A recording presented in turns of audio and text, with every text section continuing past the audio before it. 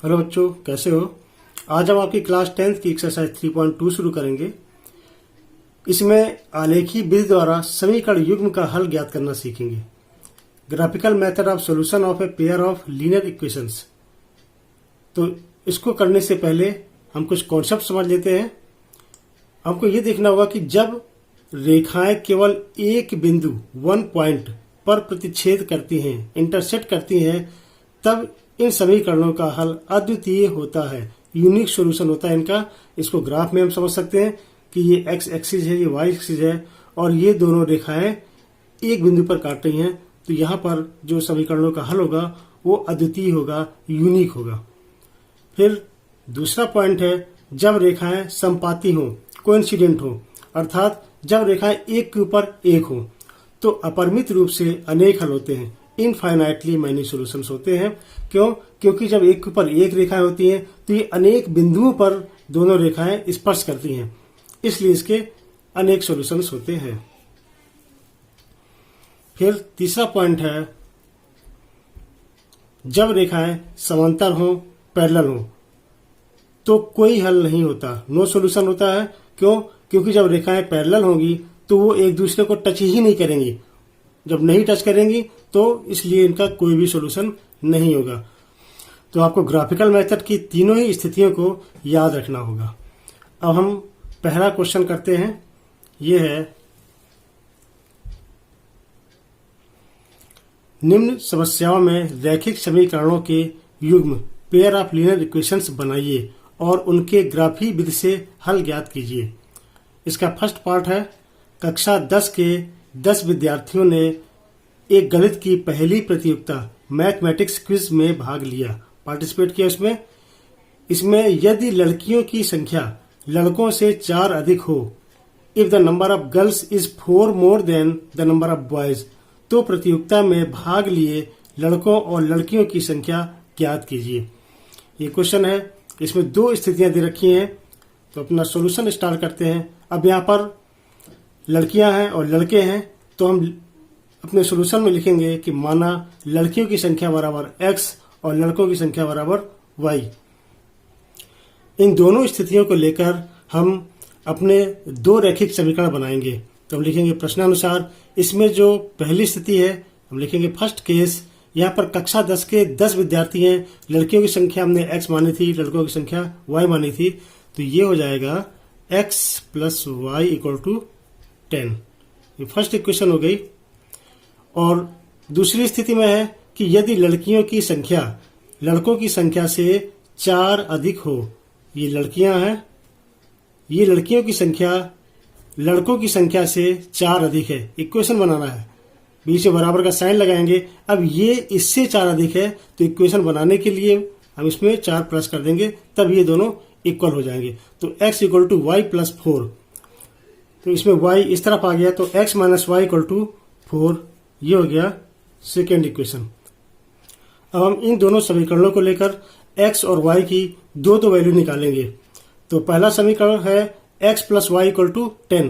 तो ये हो जाएगा x equal to 10 minus Y, Y को इधर ले जाएंगे। अब यहाँ पर हमको y की 2 वैल्यूज निकालनी है, रखनी है अपनी तरफ से।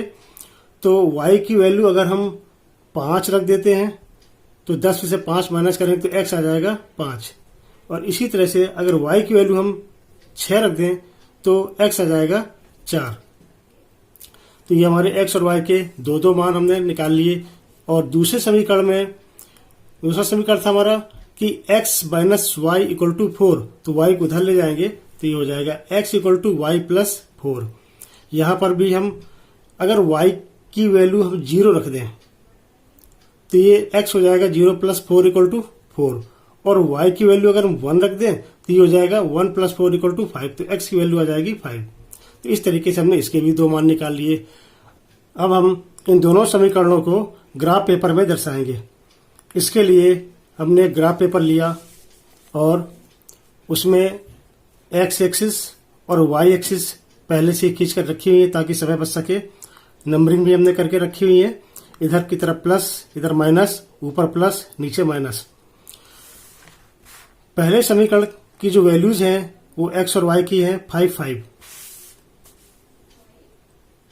एक्स में ये मूल बिंदु है, 5 एक्स एक्सिस प्लस की तरफ चलेंगे और वाई एक्सिस में भी हम ऊपर की तरफ 5 चलेंगे, तो ये हो गया 5 5। फिर है 4 6, 4 6 ये हो गया 4 और वाई में 6 ये हो गया 6, तो ये 4 6 हो गया और इन दोनों को ही हम स्केल से मिला देंगे। बहुत ही सावधानी से मिलाना है।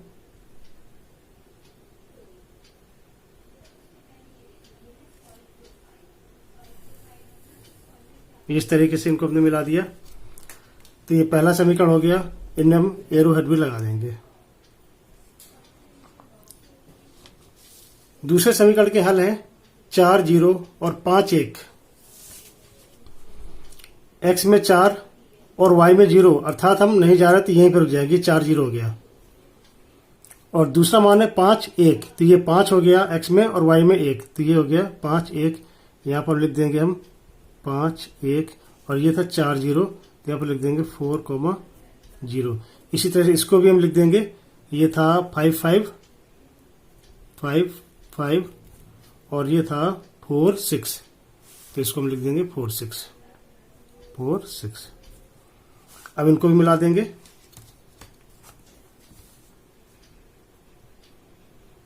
बहुत ही सावधानी से पॉइंट के ऊपर पॉइंट रखते हुए। अगर हमने मिलाने में गलत कर दिया तो वैल्यूज हमारी गलत हो जाएंगी। ये मिलाया तो बच्चों ये दोनों लाइनें, ये और ये एक दूसरे को बिंदु 7 3 पर काट रही हैं, अर्थात इसका मतलब ये हुआ कि बिंदु 7 3 इस समीकरण का हल है। x बराबर 7 और y बराबर 3। तो हम यहाँ पर फिर लिख देंगे कि x बराबर 7 है और y बराबर 3 है, क्योंकि हमने x लड़कियों की संख्या मानी थी और y लड़कों की संख्या मानी थी, अतः लड़कियों की संख्या बराबर 7 और लड़कों की संख्या बराबर 3। तो ये हमारा सोल्यूशन हो गया। बच्चों उम्मीद है आपको ये सोल्यूशन बहुत अच्छे से समझ में आ गया होगा और मैथ की लगातार प्रैक्टिस करते रहें। अगर आपने हमारे चैनल को सब्सक्राइब ना किया हो तो सब्सक्राइब जरूर कर दें। अब मिलते हैं अगले वीडियो में।